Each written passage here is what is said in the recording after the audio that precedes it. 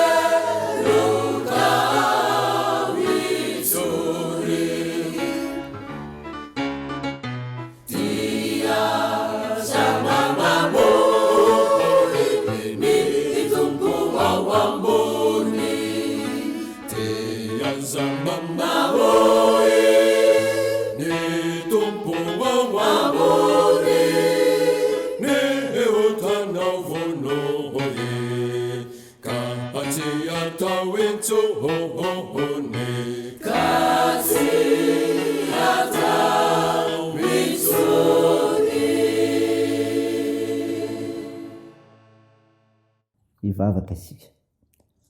Ry Jehovah Tompoandriamanitra io, sotranao zay fa noho ny fitiavanao, noho ny famondram-ponao natoy zao anay, afaka miaino ny teninao, afaka mandray ny fampianara ny teninao mampahery anay.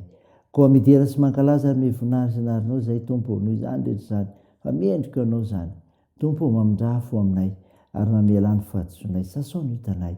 Mangataka fananao masina zay hiasa ty anatinay fandraisany teninao anay. Azonao atoky tokoa ny am'izay tokony ataonao satria maniraka anay ianao. Aminaran'i Jesosy Kristy no vavahanay. Amen. Ny ofinainao antsika amin'ity noty ravina malala dia hitanao amin'ny Samuela voalohany.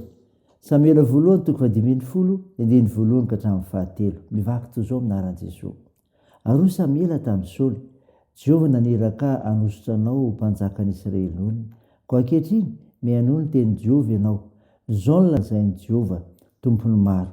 Hovaliako izay nataon'ny Amalekita tamin'ny Israely, dia nanitrehany azy tany an-dalana, fony izy niakatra avy tany Egypta.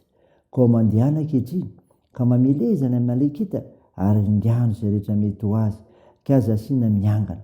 Fa vonoy avokoa na lahy na vavy na ankizy madinika na zaza minono na omby na ondry amanosy na rameva na boriky. Amen.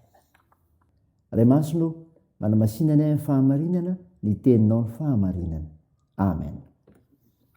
Ravina malala, ho aminao ny fiadanana avy amin'ilay Jesosy Kristy ilay tonga hitady sy hamonjy ny very. Mofinaina vakina tamintsika ka intsika teo Samuela voalohany 5:10-7. Zany mofinaina ny menantsika dia milaza ny teny Samuela izay nran'Andriamanitra anosotra ny Saoly mpanjaka ny Israely ary mibaikina sain'ny tanterahany Saoly mpanjaka, andringana tanteraka ny Amalekita. Ny onim-boahosy Jehovah dia araka ny irak'Andriamanitra.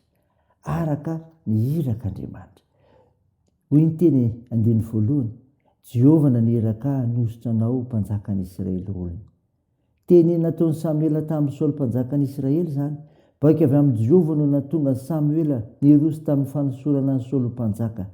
Tsy safidin'ny Saoly na Samuela akory zany, fa safidy avy amin'Andriamanitra. Araka izany, tsy ny olona akory no nisafidy handray ositra avy amin'ny Jehovah, fa izy mihitsy no safidy ny olona hosorana na hatokana ho azy sy ny mpanositra. Tsy miankina amin'ny fandrin'ny olona ny mahatonga azy ho voahositra amin'ny andraikitra iray, fa miankina amin'ny sitrapon'Andriamanitra. Koa amin'ny andraikitra raisinao tsarovy fa Jesosy Kristy nametraka anao amin'izany. Ny olam-boasy Jehovah dia zao, manatanteraka mibaikin'Andriamanitra, manateraka mibaikin'Andriamanitra. Koa ankehitriny mihaino ny teny Jehovah ianao, ny 1:. Baiko mena ny Saoly mpanjaka eto, fa mila miaino izay midika ho makatona manatanteraka ny baikin'ny Jehovah izy. Olon'Andriamanitra no anatanterahany Saoly ny asany. Noho izany mila manaraka ny baikin'Andriamanitra izy eo amin'ny fanaovana ny asany. Araka izany ny olom-boahositra rehetra hanao asam-bahoaka hitondra firenena, hitondra fiangonana, dia tokony hakatony baikin'ny Tompo. Ka ny fanapa-kevitra rehetra raisina hitondrana ny vahoaka dia mifanaraka amin'ny sitrapon'Andriamanitra, fa tsy izay metimety amin'ny olom-bahosotra akory. Izay indray zany ry havana, dia n'Andriamanitra rery ny voninahitra. Amen. Andeha hivavaka isika. Tompo, misaotra ny mofinaina ny menao anay, mampafantatra ny ombom-boahosy Jehovah dia araka ny irak'Andriamanitra ary manateraka ny baikinao Andriamanitra. Mivavaka aminao zahay ny amin'ny asan'ny fiangonanao, mitory zany filazantsaranao zany, mitory alay Jesosy Kristy ilay velona mandrakizay, tonga monjy izy zao tontolo zao, izay tian'ny olona rehetra ho vonjeny. Mivavaka aminao zahay tompony anasitrahan'ireo marary, nitahinao ny asa fitsaboana. Ampionareo manamanjo ianao, amonjy ireo manitra sy sahirana ka hanohana ireo maresoky olona. Tompo, da io ny fiazaka zanay, ny fianarana ataon'ny zanakay, ny asa fivelomana, ny fikasana tsara rehetra. Periko am-pelantananao dia miarovanay, da io ny firenenay. Ny vavakay dia ataon'ny anaran'i Jesosy Kristy mpamonjy anay izay nampandrinay ny vavaka manao hoe: Ranay ao izay ny an-danitra, ao masinina anie ny anaranao, ho tonga anie ny fanjakanao, atao any sitraponao ety an-tany ho tahaka ny an-danitra. Mehony an'izy arina sahaza ao anay, ary mamela ny elikay tahaka ny namelana izy meloka taminay, ary aza mitonanay amin'ny fakapanahy, fa manafanay amin'ny ratsy, fanao ny fanjakana sy ny hery, ary ny voninahitra mandrakizay. Amen. raisa finoana riavana malala ny tsodrana totranao aminaran'i Jesosy Kristy. Hitanao ny Jehovah ka hiaro anao, ampamiampitra ny taviny anao ny Jehovah ka mindra fo aminao, nanitra ny taviny aminao ny Jehovah ka mihainao ny fiadanana. Amen. Teo an'Andriamanitra ery ny voninahitra amin'ny anaran'ny Ray sy ny Zanaka ary ny fanahy masina. Amen.